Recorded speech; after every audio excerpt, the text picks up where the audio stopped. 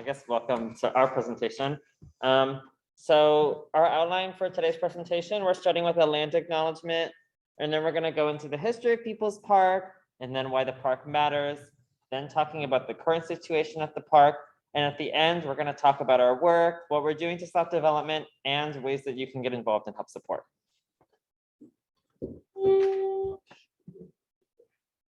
Okay, well, what's up, everybody? So my name is Brandon, we're going to start our section off with the land acknowledgement.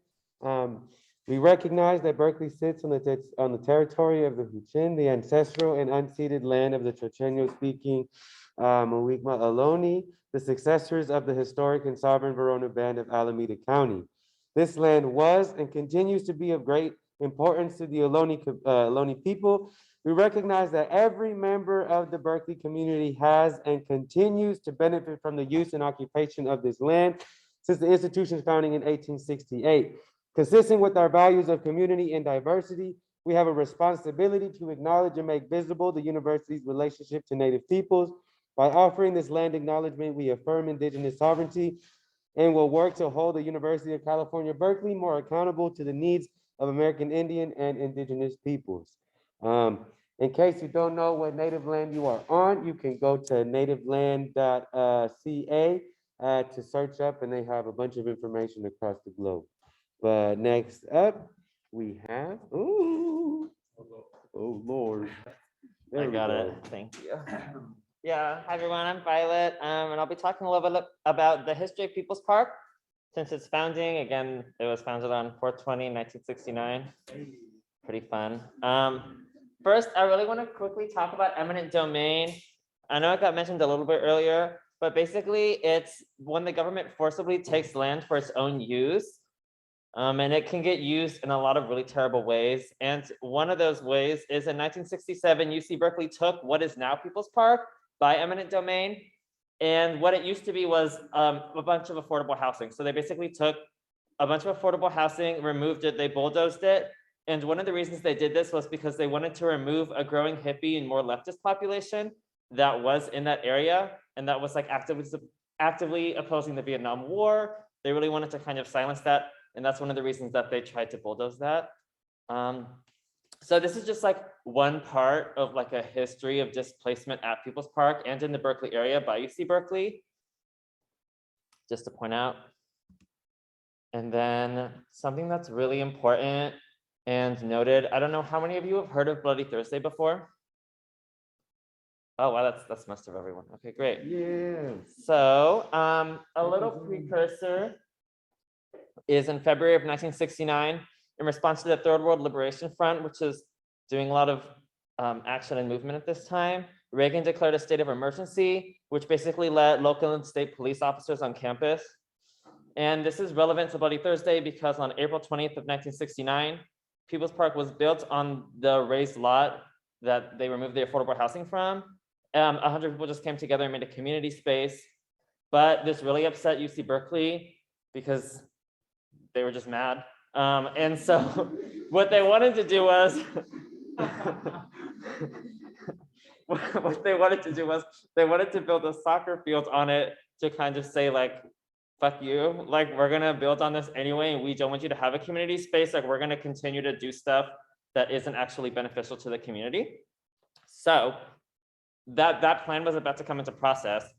And so what happened was on May 15th of 1969, 2,000 to 3,000 people protested UC Berkeley building the soccer field by marching from Sproul to the park.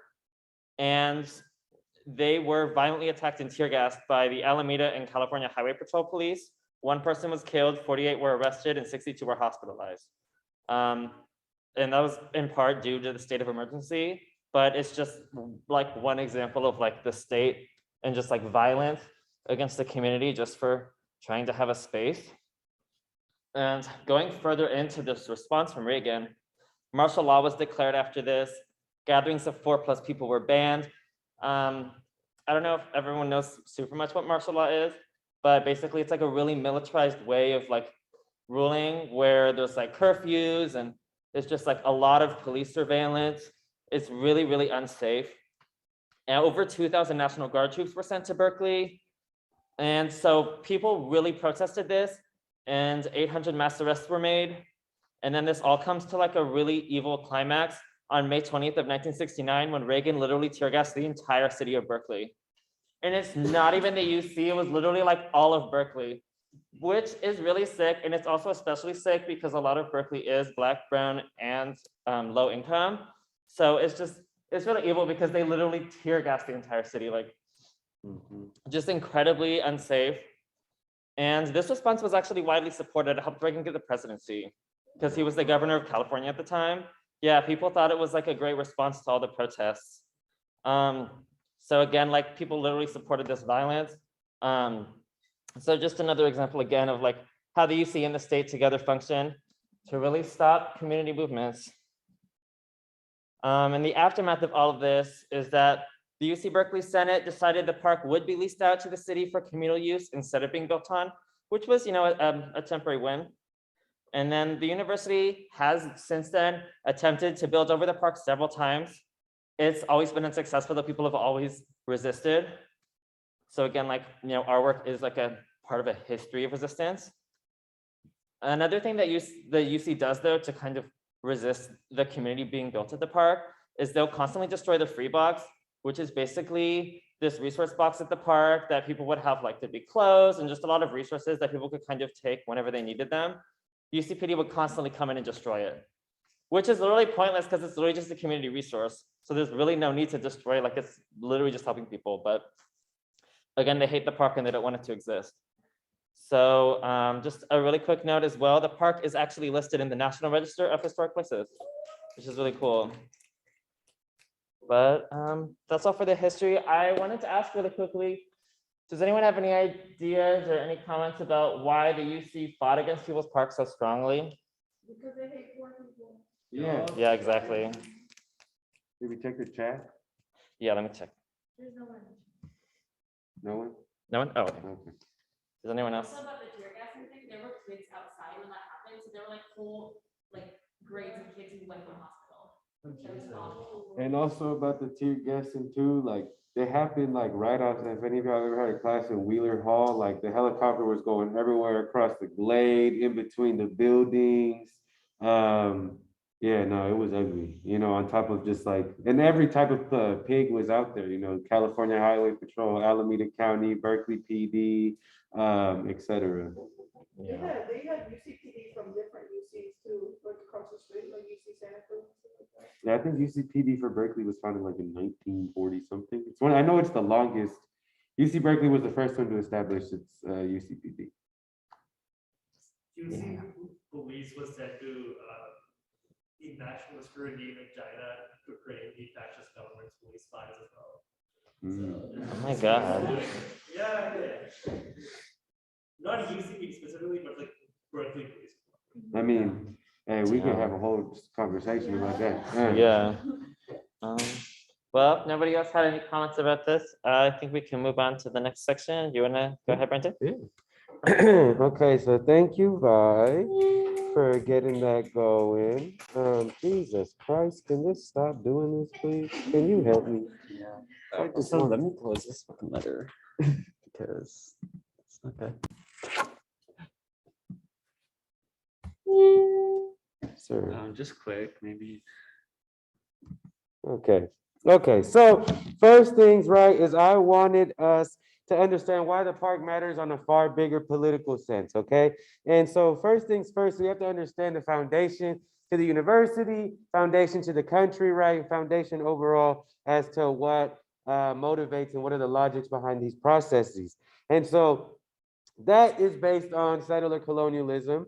And for those of us who might not have an exact definition of settler colonialism, here is one provided by Dean Serenillo, in which he states that settler colonialism describes a historically created system of power that aims to expropriate indigenous territories and eliminate modes of production in order to replace indigenous peoples with settlers who are discursively constituted as superior and thus more deserving over these contested lands and resources.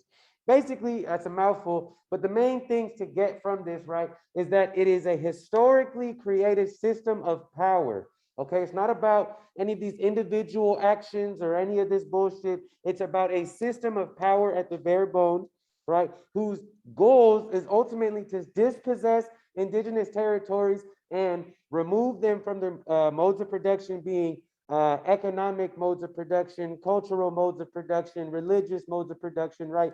Everything that kind of makes them distinctly their tribal nation, removing them from all of those, from the land and from their modes of production in order to replace them with settlers, right? Through under white supremacist logic have been positioned as superior.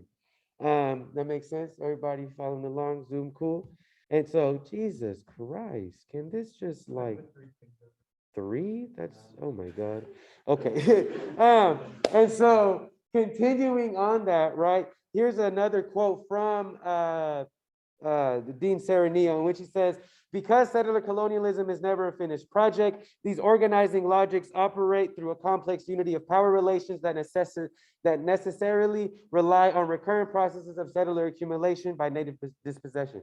Another huge mouthful, but the main thing to get here is that it is never a finished project, okay? It does not begin at contact and then suddenly end once they go across the continental United States. It is a perpetual process, a historical system of power, right, that continues because its ultimate goal is to replace and dispossess and murder indigenous peoples off of this earth. And it does that through that unity of power relations, right? It is a system of power that works hand in hand, as Vi was saying, with the state, with institutions, right, to work together to accomplish its goals. And so settler accumulation by native dispossession. The UC can only be what it is due to all of the native dispossession that caused it, that even allowed it to come into fruition. And so UC Berkeley is founded on settler colonialism, just had to say it outright and plain. And Jesus Christ, yeah, I know. I mean, okay, I will. Moving forward, right, we have to contextualize how the university was founded in the first place, and that happened due to the Morrill Act of 1862.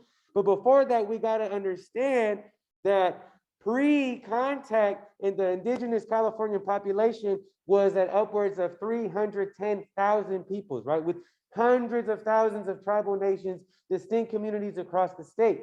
However, by 1900, that went down to 16,000. That is a 95% decrease in total population that happened out of outright genocide by the US military, by the state, by the pigs, by institutions and settlers. And so moving on that, right, further, the Morrill Act was signed into effect by Abraham Lincoln, who everybody likes to talk and gets taught about, like, oh my God, he freed the slaves. No, first off, he didn't. Secondly, right, he's just another settler colonial person in power, right? He's doing the same shit that any other president has ever done. And so in all, the Morrill Act caused for 54 total universities across the nation to benefit from that, which affected over 245 tribal nations. And so it's not just UC Berkeley that benefited from the Morrill Act, but specifically the university was provided with 150,525 acres of land from that endowment, to which all of that land was completely stolen, obviously through genocide. And so the university received 100% of that wealth, right? 100% of that land. And in reality, there's no way to fully quantify how much that land is worth because it was stolen. However, in 1914, that income, that wealth was put at 740,146. But then in 2022, that's put now at $20,302,944.93, right? Already, we're not even talking about all of the fucking economies and all the shit that DeVarian Baldwin was talking about, but we're looking at just how much wealth and power they have acquired just from the parcels of land given to them by the US state, which is already putting them super duper duper big in ability to control what is going on. I'm gonna literally. And so we got, continuing in that same vein, right? all the stolen land is fundamental to the UC, right? That is how they have been able to even be at a position that they are now. And so the University of California is the biggest landowner in all of California. It is also the biggest employer in the entirety of California. And as we learned under DeVary and Baldwin, right, UC Berkeley specifically is the largest real estate owner in the state of California as well. So if we're always going back to the land and always going back to the power, we see how much influence and ability and wealth that they have to quite literally do whatever the hell they want, right? To change land, to acquire more land, to change rent prices, to increase property values, to abandon certain public resources. They have that ability due to how much accumulated power, wealth they have acquired throughout all of their economies and systems. And so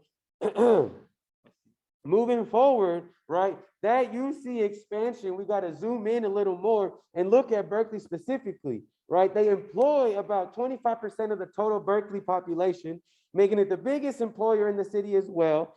And they also own over 48% of the land in Southside, which only compromises about 2.5% of Berkeley's land area, but they also own so many more properties across the city as well. And so like Devarian said, if they control the labor, if they control the land, right, anything that they want to see, right, others may have to follow suit. And so that's why they have that much power and ability to quite literally do what they want. However, that expansion does not just stop here in Berkeley, right? They have land that goes as far as Tahiti. Why? I don't know. And all over across the state of California. Continuing on that vein, right, they also have invested the most money out of any university into the construction of the TMT telescope on Mauna Kea, putting at $175 million, and are also directly investing our student fees that we pay to go and practice their settler colonial projects abroad, right? And so look how they lump us directly into the system without any agency. And so when we look at that total expansion, we can total every single one of their properties to their book value, because that's all I can find. And that puts all of their properties at 214,950, 657, right? Huge amount of fucking money, huge amount of wealth. And this is just the book value. Book value does not equal the market value. So book value would just be if everybody liquidated all of their assets out of that property, that's how much it would be worth. However, we all know that market values mean a whole other different thing. And considering that it's in the Bay Area, considering that their land is all over the place, this market value is fucking huge. And so this would only put this at, I think Javarian had a number upwards in the millions. And that's exactly what I would say about this total book value, right? So once again, how much land do they own? How much wealth do they have, right? To control the systems of power and control what is going on at the state level and at the local level. Is that all making sense? Everybody following along? Cool. Moving forward, right, part of this process in their expansion across the city has been through this continuation of over-enrolling. They've been sneaking in over-enrollment in their long-range development plans, LRDPs, since about 2005. However, in the 2021 LRDP, they put an increase of 12,070 total population and from faculty, staff to students, bringing the total population to 67,200, right? Can you imagine 67,000 people on this fucking campus? Right? You look at it now. I look at it when I was a freshman, when it was smaller, and it still was unsustainable, right? And so this type of over-enrollment, I mean, in general, these type of population increases are unsustainable in all forms, right? We can't have this because such increases in overall population coupled with the already ongoing housing crisis will only lead to accelerate processes of gentrification, will only lead to increasing inaccessibility to basic needs and resources, and ultimately continues this cyclical violence of displacement, right? Where now you can't afford something, now you're in the streets, but now you can't be in the streets because they kicked you out, and now you're in jail, and then you just continue this process and it repeats. And so the consequences of over-enrollment are super vast and affect every single one of us in here in the Zoom. And so in the city of Berkeley specifically, it will create far more pedestrian and foot traffic, more pollution, and huge dramatic changes to land use and green space as a whole, right? Due to the over-enrollment practices that the UC does. Jesus Christ. And so we wanted to ask y'all, how does UC development harm you? Because we all know it's not just a singular experience. But yeah, if anybody would like to answer either in the Zoom or in here, you don't gotta. Hello, yeah, this is Theo again. I remember being at UC Berkeley from 1981 to 1985, and I was an undergraduate, and I could tell that this place was an academic factory designed to churn out like a commodity product in a compliant, sort of docile, sort of conformist unit of student, output. And I also noticed that they were involved directly in the development of every single nuclear weapon designed in the United States goes through the Department of Energy in affiliation with the University of California, especially Berkeley. So I was up against the machine of evil. And the only way that I could create agency and sovereignty in my life was to have a group house, cooperative households, cooperative businesses, and rock bands, which are a cooperative entertainment enterprise, and have 2, 3, 5, 7 people. At every time in my life, I've had these people that were a community with me, and they created the safe space for me to have agency, for me to always remember that I'm sovereign, and never to ever buckle down under these powers that be, ever. Always assume seniority in your authority as a human being to any institution which is only constituted by the will of the people. And your creative will is at the center of everything that happens in the world. And so you never lose your agency that way, and you stay an artist, and that's an excuse or license to have creative will. Thank you, Theo.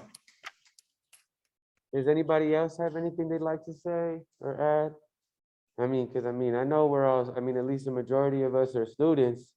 And during the pandemic, they were just packing kids into dorms, removing study halls, promising kids singles, but then when they get here, putting them in doubles and triples and quads and fucking 5 people in one small ass dorm. But it's okay if nobody has anything to say. What's up, Ash? Not a side thing, it's all connected, but I've also, since I've been sitting here, I've been trying to get a consistent schedule. It's always consistently like packed, we don't have room, or wait to school. So even just in terms of that, like I know there's money for it, but they just don't want to give it to us. Say that they care about us. Exactly, right?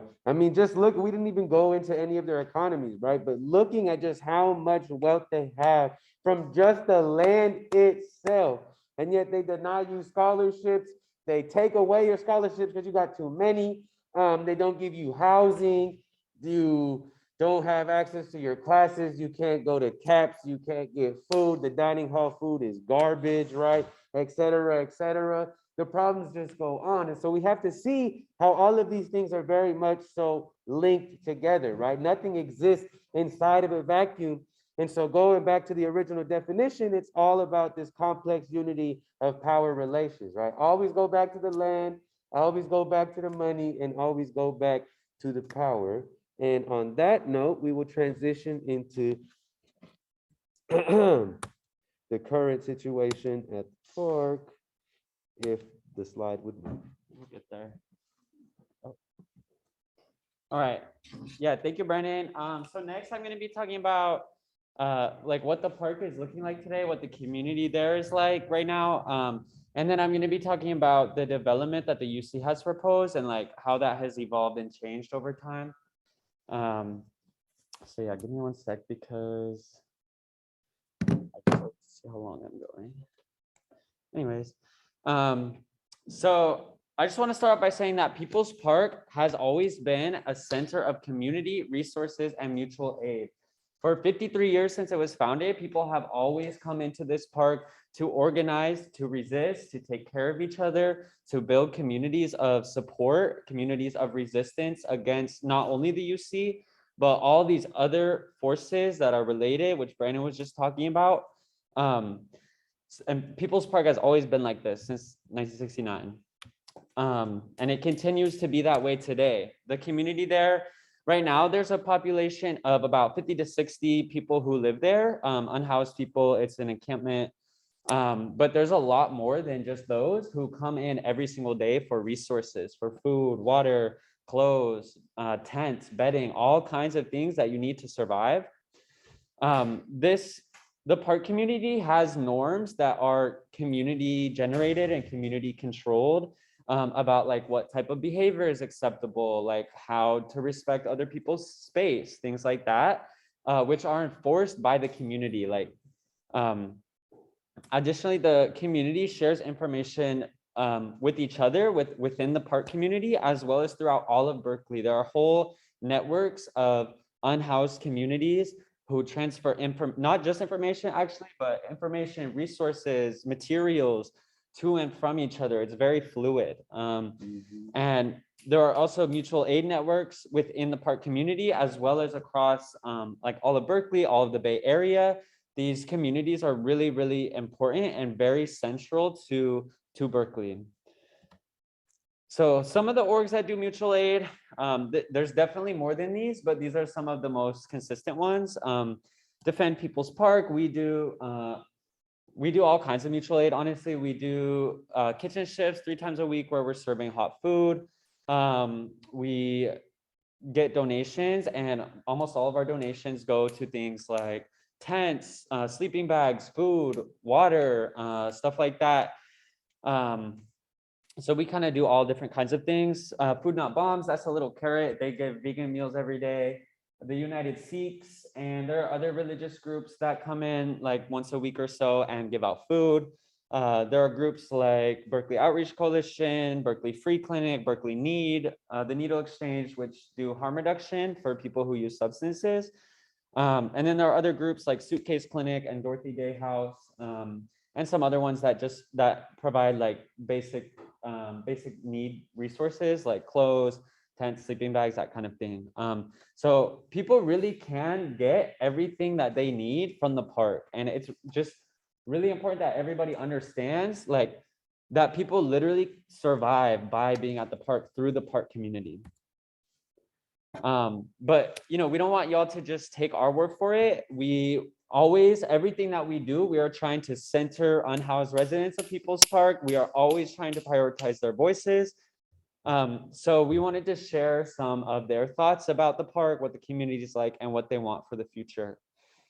So we went around, we actually did this last year, but we went around and talked to as many people at the park as we could to learn about their visions and things like that. And every single person that we talked to emphasized that the park was a center of community where people take care of each other, literally every single person. And a lot of them also talked about how systemic pressures like racism, policing, increasing cost of living, and all of the other things that come with it, like Brandon was explaining, have pushed them into living in the park, have meant that they can't find a job or can't find housing that they can afford and have no other option than to live in the park. So I have a couple of quotes from residents too. Alonzo said, "The park means what it says. It's People's Park. This is a place where people come together, living together, communicating, coexisting. I've gotten help from a lot of people here." So again, just emphasizing the community and taking care of each other. And Eric says, "When I need some kind of love or emotional support, I receive it. These mother flowers make me feel like I'm not alone. They support me." And so Eric talked about how not only does the park provide like material needs for people, but it also provides mental health care, therapy for people who don't otherwise have access to it. The park is where they get it. So like really the park community is just so all encompassing, and people find so many different types of support through that community. So despite all this, despite knowing, what the park actually looks like, I mean, I know a lot of y'all have been out there, so you know the community, you know what they're like.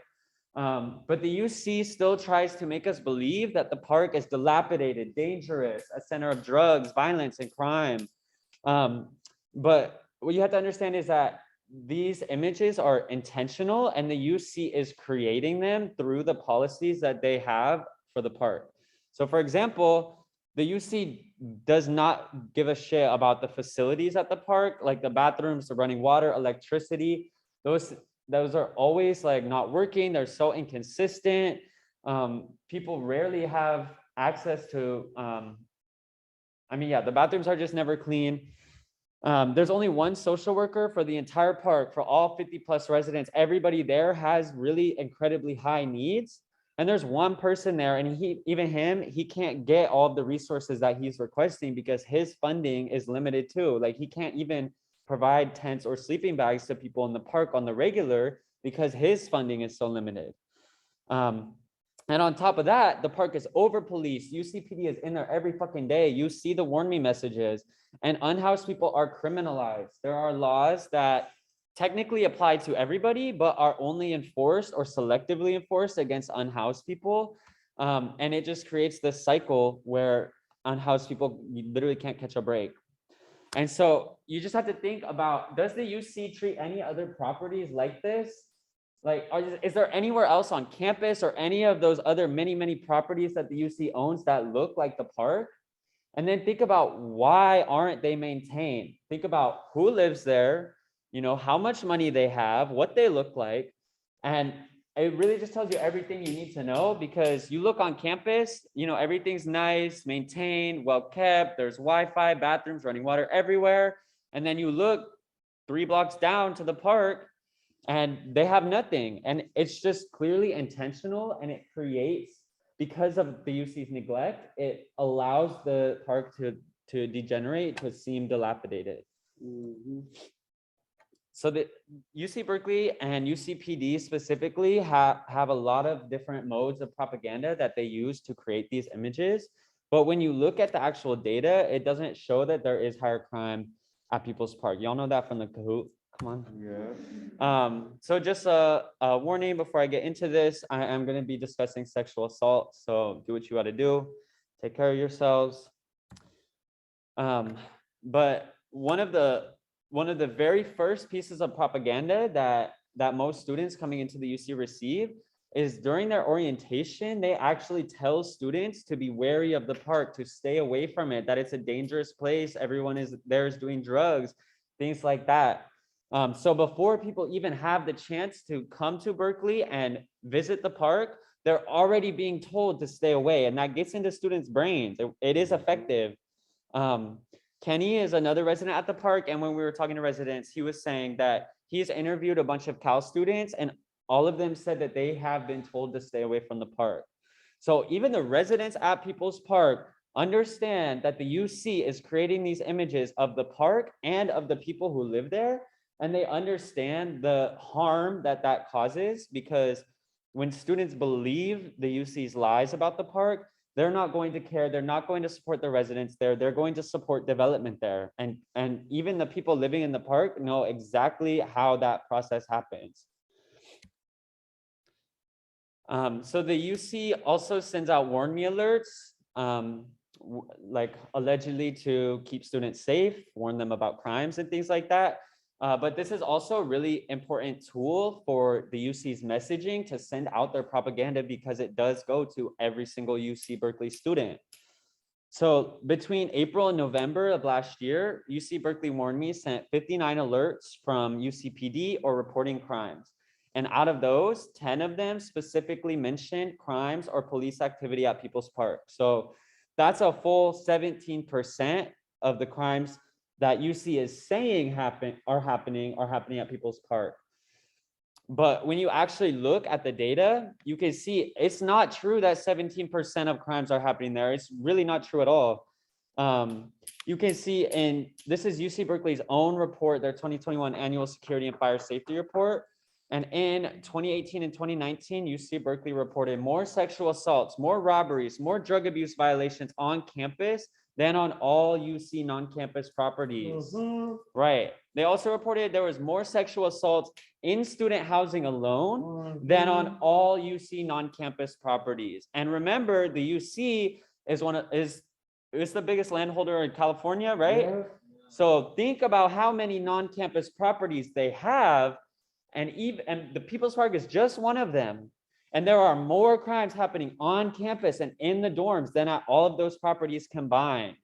And so if the UC really wanted to keep students safe, and that was really the purpose of these warn me messages, why don't we get any messages about sexual assaults happening in the dorms or robberies happening on campus? Where are those warn me alerts? So I'm gonna pause for a second, just to see if y'all have any questions, if anything stood out to you or was surprising. And then I'm gonna get into like the development of the current project. No, for sure. Let's just get into it. So this is kind of an overview. So take a second to like look over it, but I am gonna go through each one of these points like step by step. But basically the current project for People's Park first started in 2016. Obviously the UC has been trying to build long before that, but the specific project started then. And it's evolved quite a bit over time up until now. We're here in May, and you can see at the very end in June, the UC plans to start construction. So we are almost fucking to the end of this shit. We need that's why we're organizing so hard right now. We need everybody to come out and support. We need everybody to know about what's happening here, because like time is ticking. So in January 2017, a housing task force, which was convened by the previous chancellor, Chancellor Dirks, identified 9 sites for housing development, which the UC wanted to build on, as well as the subtitles are covering it, but there's another 9 possible sites, which means that the UC has at least 17 alternative sites to People's Park to build this housing on, or to build other types of student housing on. The UC loves to claim that they have to build on People's Park, but even their own housing task force found that there are alternatives to developing on People's Park that wouldn't displace people already living there. Some of these properties are literally vacant buildings or parking lots that they could be building on instead. Also in 2017, this was before the People's Park housing project was released. So before, people were talking about it, before the UC was creating propaganda about that project. The UC they sent out a student housing survey, and they asked students to rank the 9 potential sites that they had identified, which one they would prefer for housing to be built at. And you can see People's Park was one of the lowest ones on the list. Look, why aren't they building on the Upper Hearst parking garage, which was the most popular amongst all students? And on top of that, they asked what undergraduates' preferred housing type was, and you can see res halls are at the very bottom. Nobody wants to live in a dorm because of the way they're set up, because of the prices, because people literally can't afford to live there. So before the project was released, you can see students were not in favor of building on People's Park. So then the next year in 2018, Chancellor Chris was just hired, and she writes a letter in the Our Town publication saying that she wants to build on all UC owned property, every single UC owned property. And she specifically talked about People's Park in that letter. And so this publication comes from the Town and Gown Club, which you can see these pictures right here is basically just a club. It's a private club for white, wealthy Berkeley women, almost all, or I'm sure all of them are homeowners, to be honest. And so at these private meetings in 2017 and 2018, even before she was hired, Carol was explaining her plans to recruit private developers to build on tax-free land in order to get economic returns. So that's exactly what Devarian had been talking about earlier, about how by recruiting these private developers to come in, and because there are special protections on UC-owned land, they're able to turn a bigger profit by developing on these sites. And so Carol's been saying since 2017 that her goal in building on People's Park and all these other sites is profit. She was been clear about that. Like, sorry, I'm getting mad. Like, I'm actually getting mad. So yeah, so the project developed for a few years. It went through like a few different phases. It was basically all closed to the public. And then in January 2021, the UC was first going to start development, and they put fences all the way around People's Park. And then at the end of that month, January 29th, a bunch of students and community members and People's Park residents all came together and tore down all the fences, carried them up Telegraph, and dropped them off at Sproul Hall right in front of the admin office, right in front of UCPD. And we said, fuck y'all, fuck your fences. Yeah. And that's actually where our organizing started. It kind of grew out of that rally, and then it moved into like an occupation. And that's where most of us kind of met each other and started organizing with each other. So later last year in July, the UC released their 2021 Long Range Development Plan and Environmental Impact Report for housing projects number 1 and number 2.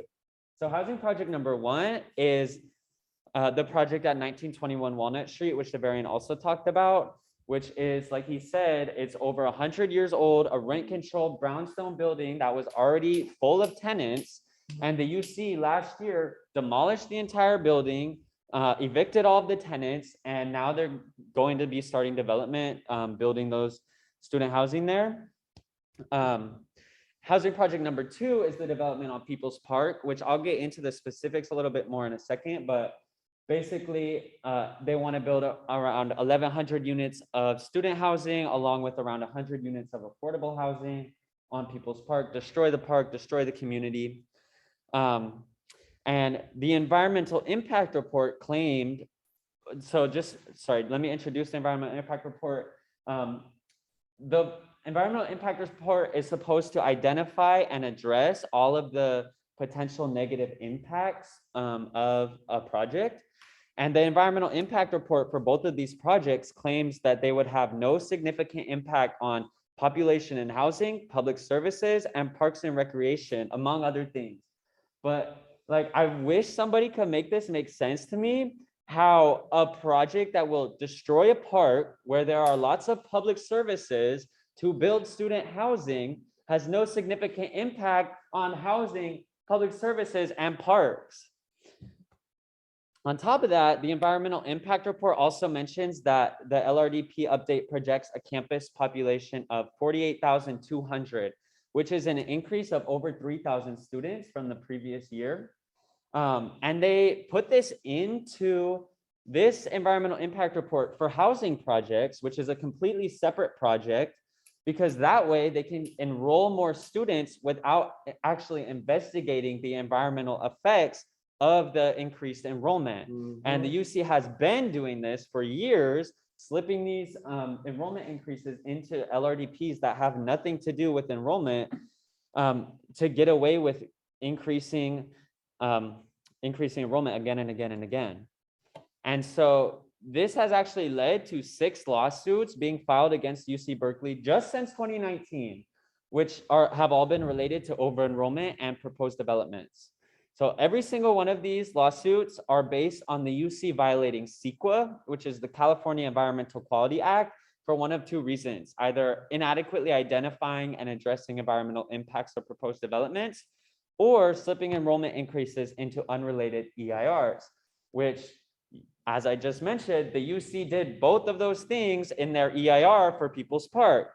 And so there are currently 2 ongoing lawsuits against the UC specifically over the People's Park project for those reasons. But like the variant said, it is kind of a lot of NIMBYs who are leading the lawsuits, unfortunately, because lawsuits cost a lot of money. But we'll see what happens.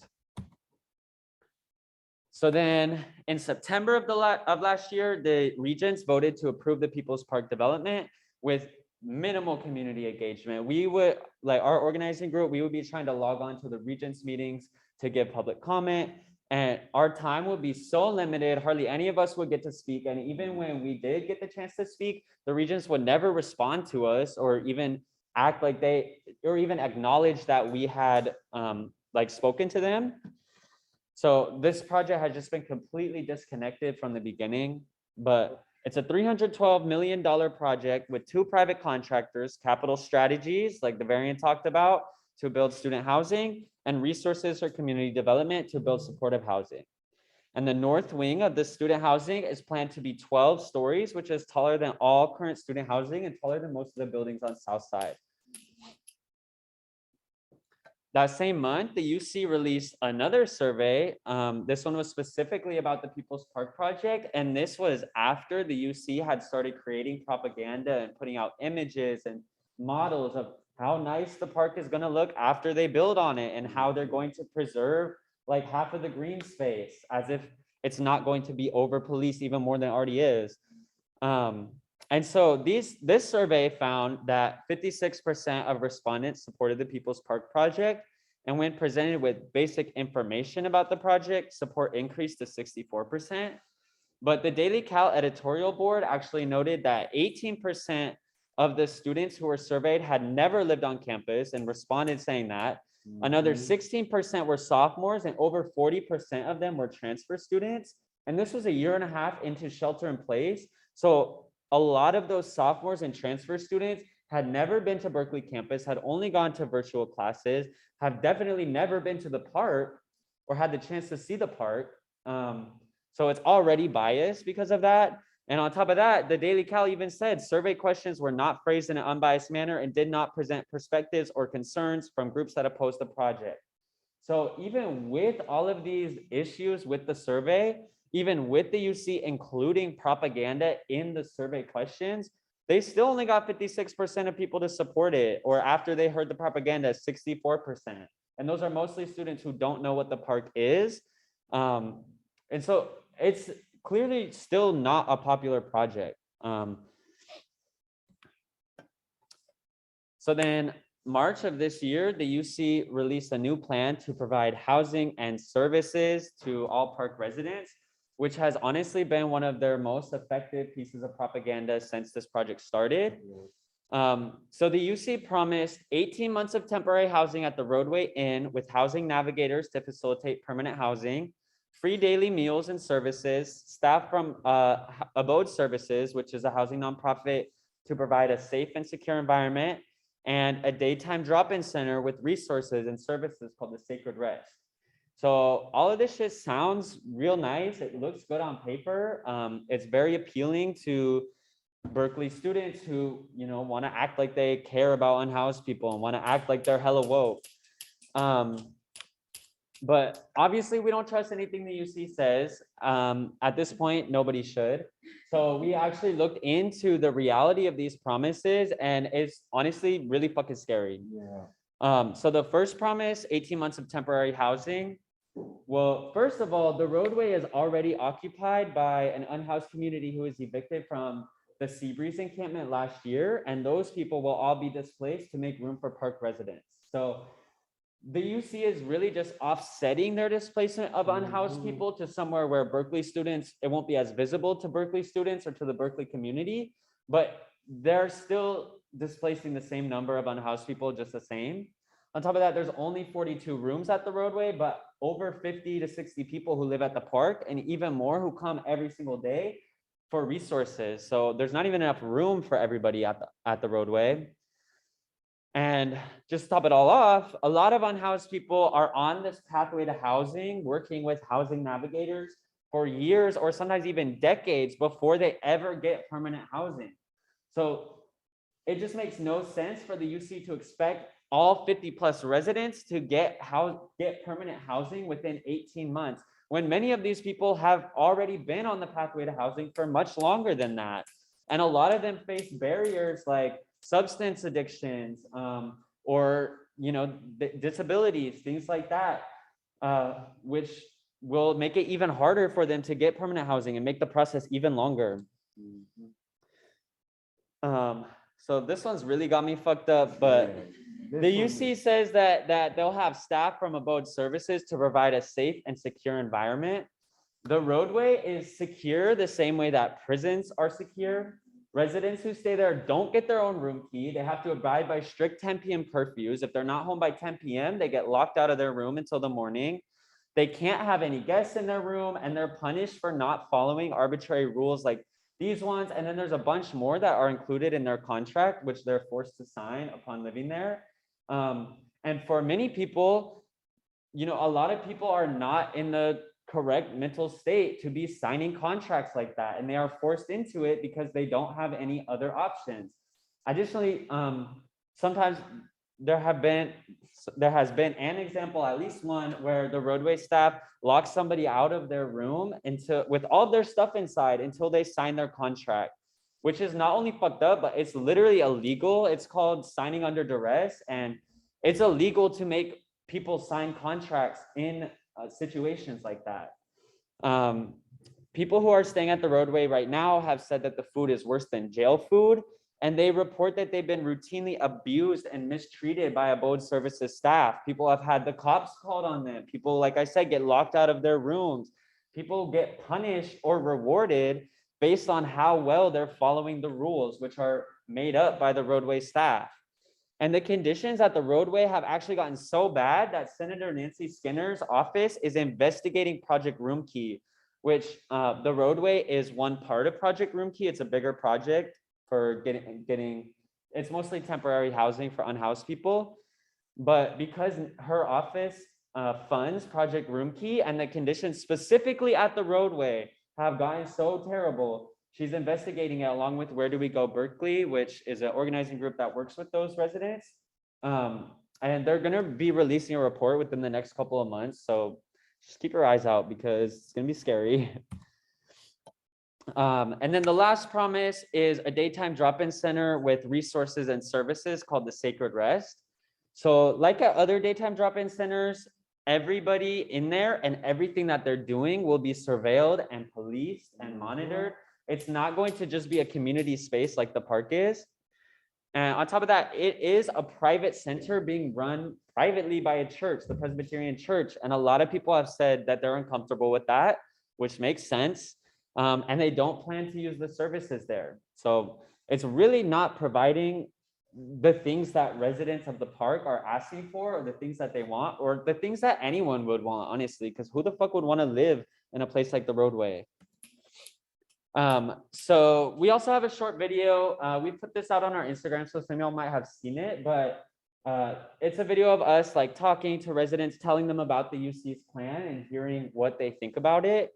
And I mean, everybody fucking hates their plan. No matter what the UC says about it, like it's not actually mitigating the harm that they're causing by displacing people.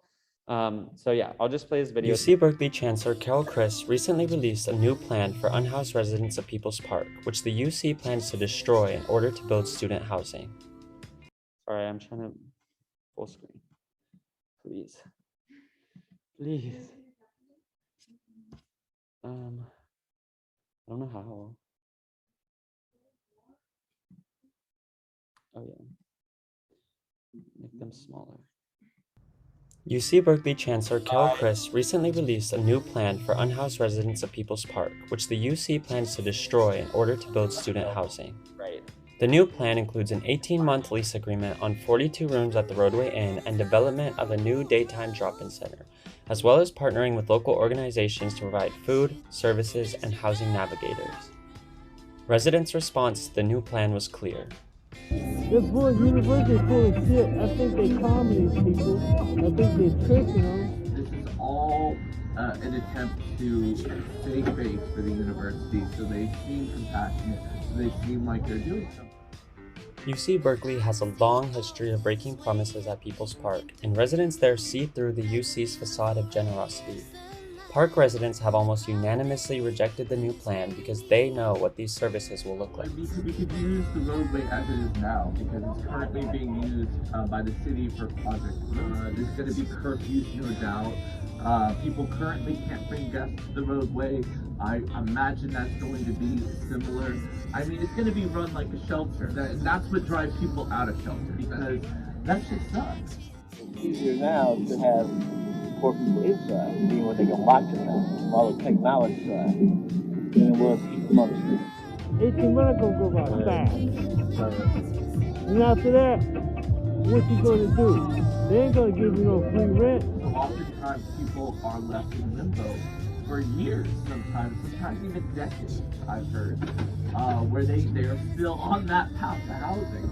So the fact that Cal is just allowing for a year's time to displace residents in the hope that somehow they miraculously find this pathway to housing that so few people actually find is just a little bit ridiculous. Many residents have lived in the park for years and rely on the resources and community there to survive. Park still has life in it, outside of it, all around. The degree of hatred at its highest, because it's been a historical part of Berkeley. It's been a very ingrained place that people have come to live life and enjoy themselves, you know. And it'll be a very sad day when they take this park away from us. Join us in the fight for People's Park. To get involved or learn more, go to linktr.ee/peoplespark.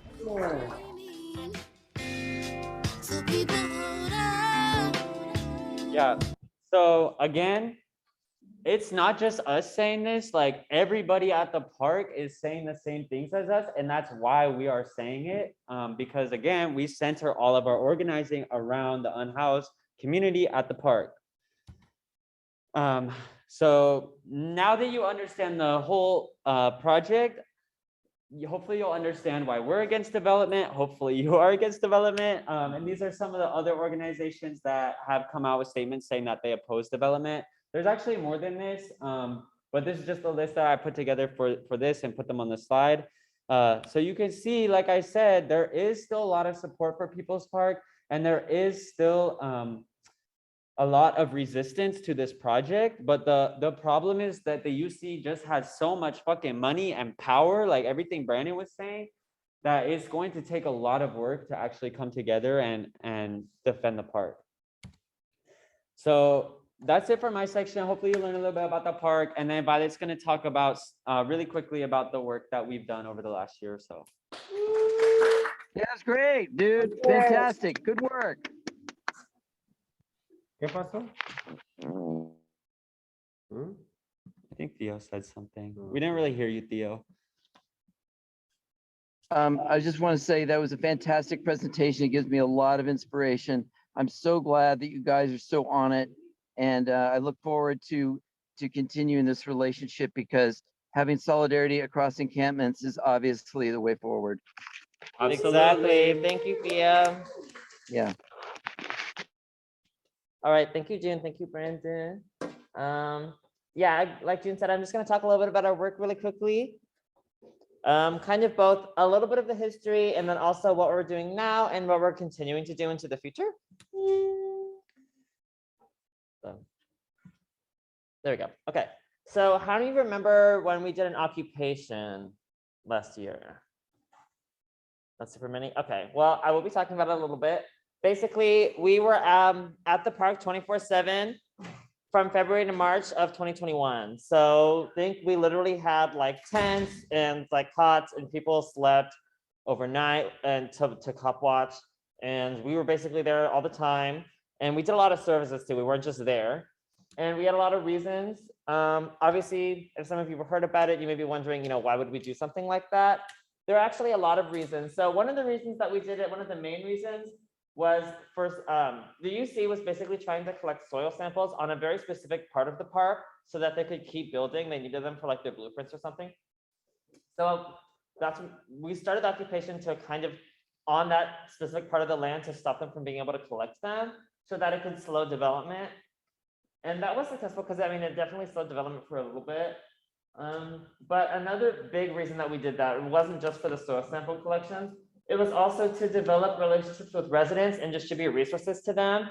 Because as June had mentioned, like a really large part of organizing, especially our organizing, is having relationships with residents and really working with them and not being a separate entity. Because you have to be a part of the community and really uplift their voices and what they want instead of just deciding what you think is best for them. Because at the end of the day, it's what's in their best interest. And we just all need to kind of work together as a community, especially because, their community and their community structure is something that we're coming into as a space. It's not our space. So a couple other reasons really quickly: monitoring UCPD presence, us being there as students, you have a lot of privilege. And one of those privileges is, you don't really get policed as much, especially if you're white, being at the park and especially if you're housed. So it's one of those things where like you can cop watch and you can make sure that the police don't come in and fuck with the residents as much. And they didn't as much when we were doing an occupation, and still there isn't quite as much. It definitely still happens, but when people are there to really kind of be around the area when the police are there, it really helps prevent the residents from getting harmed as much by the police. And of course, we also did this for media attention to really get the word out and make sure that people were aware of the fact that the UC was trying to build on the park. A couple events and programs that we've done in the past and that we do continue to do as well today. We do resource distribution, we still do that. Basically PPE, harm reduction, food and water, clothes, tents and tarps, all types of stuff depending on the weather and what people need. We go around and we ask. We did Friday meetings and events, and we obviously still do events now. Some really important things I want to mention: we got electricity to the park, we got water to the park, we got more bathroom maintenance to the park. There was a time where we have Wi-Fi hotspots at the park, we had a phone charger, we had a lot of things. And one of the things I want to really emphasize is these resources and things are things that, because it's the UC's land, they technically own it. These are things that the UC should be providing for the residents and for the park. We shouldn't have to do that. Obviously, because the UC isn't, we should do it. And that's, one of the things with working together as a community and providing resources that you're not getting from the systems. But at the end of the day, ideally, these are things the UC should be providing, but they don't want to because they don't want the park to be a beautiful green space. They don't want to let the residents there have a beautiful community, even though that's something that the residents have. They want to try to make it as as run down as possible. They just don't want it to thrive. We also did some art classes. We did teach-ins and we gardened a little bit. But I want to touch on a little bit mutual aid. Specifically, I know this word gets thrown around a lot, or this term. Basically, it's like building community relationships while providing resources. So again, kind of being within the community and just knowing that you have each other's backs. We had the residents' backs. They also had our backs. It's a really mutual, it really is legitimately a mutual relationship. You build individual relationships with people. You get to know them on a personal level and you care about each other. And that's what you're really getting down to it, is caring about each other as a community. And I want to also mention that these mutual aid systems, again, are built off of the already existing, mutual aid is a system of care that's developed from, from houseless communities, from Black and brown communities, where you really have to take care of each other as a part of taking care of each other because the system's not going to take care of you.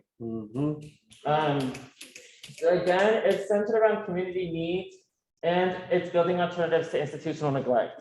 So the way you see this in the park is our opposition to development is a defense of the park community. The park is a green space, yes, and we want to preserve it as one of the only green spaces on South Side, but it's also very important because it is a place where people live and it's a place where people come to get a lot of resources. And that is a really major part of why we're defending the park.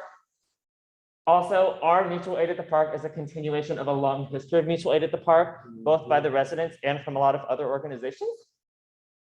And also specifically for us, we do a lot of meal and resource distribution. So now I'm going to talk about a little bit more of the events that we've been doing a little bit more recently. First, I want to talk about direct actions. We've had direct actions, the very involvement mentioned it, I believe, 1921 Walnut Street and the park. And just tying those, we really wanted to tie those two together because the UC is trying to build on both and so that the UC is trying to displace, they want to gentrify, they're kicking out people that are, some of the most vulnerable populations, really low income, for their own profit. We blockaded Say Their Gate. The main purposes for our direct actions, we really want to get people involved. It's a great way to reach out. We really want to disrupt UC life in complacency with the Say Their Gate blockades, really showing students at Berkeley who have the privilege of avoiding the park, of walking around the park because they're afraid of it, of living in expensive dorms and being gentrifiers of the area, because as a UC student, if you're not originally from this area, you are helping gentrify Berkeley and Oakland and the East Bay in general. And you're helping displace the people that are locally here, really showing that, if you don't do something about it, you're just being complacent in the system. You're literally just helping the UC and you're giving them money to do this. And again, directed actions are to get the word out. So media attention. Really quickly, social events and teach-ins. Social events like concerts and movie nights, we do still, obviously. We just had our 53rd anniversary celebrating the 53 years of People's Park. Yeah, we want to keep that going. We don't want it to just stick at 53. 54 coming soon. Exactly. These are using the park as a community space, which is, again, one of the reasons that the park was founded in the first place.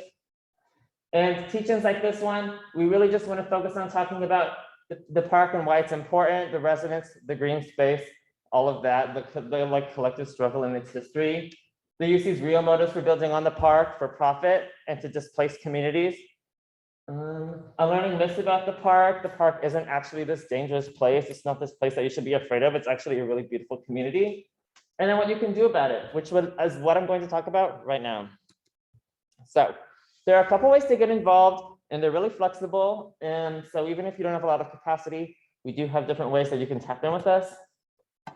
I do want to really urgently mention that the UC is literally trying to build on the park this summer, as in like in June, which is literally a month away. 3 weeks. Yeah, basically like what we think is going to happen. Oh, do you have a question? Was there a date for groundbreaking release? We don't know, but what I was gonna say was the UC, it just seems like what the UC is gonna do is basically once the students move out, like after student move out day, once there aren't as many eyes on the UC, they're gonna start building. Yeah. So the students move out, no one's really here except for the locals, and some students that stay, they're gonna start building. Because there's not gonna be as many people to see it. It's not gonna be as bad press. And that's when they're probably gonna start doing it. So we really need people to stick out this summer and stick around Berkeley if you can.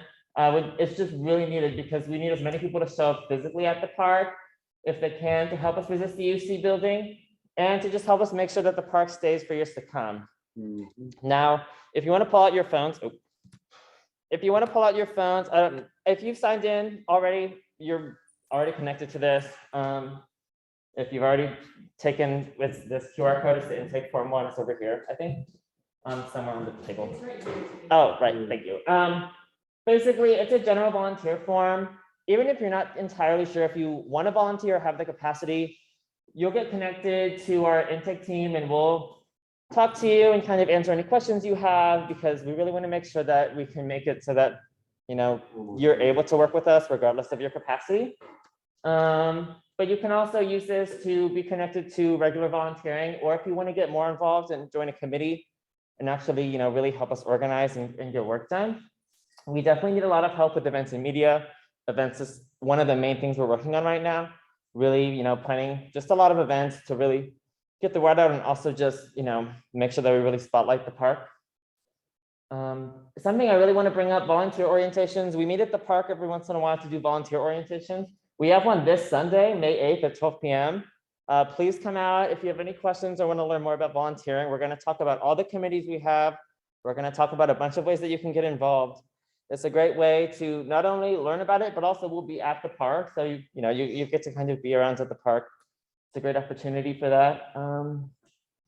But yeah, also, if you want to learn more about getting involved, obviously you can come and ask one of us.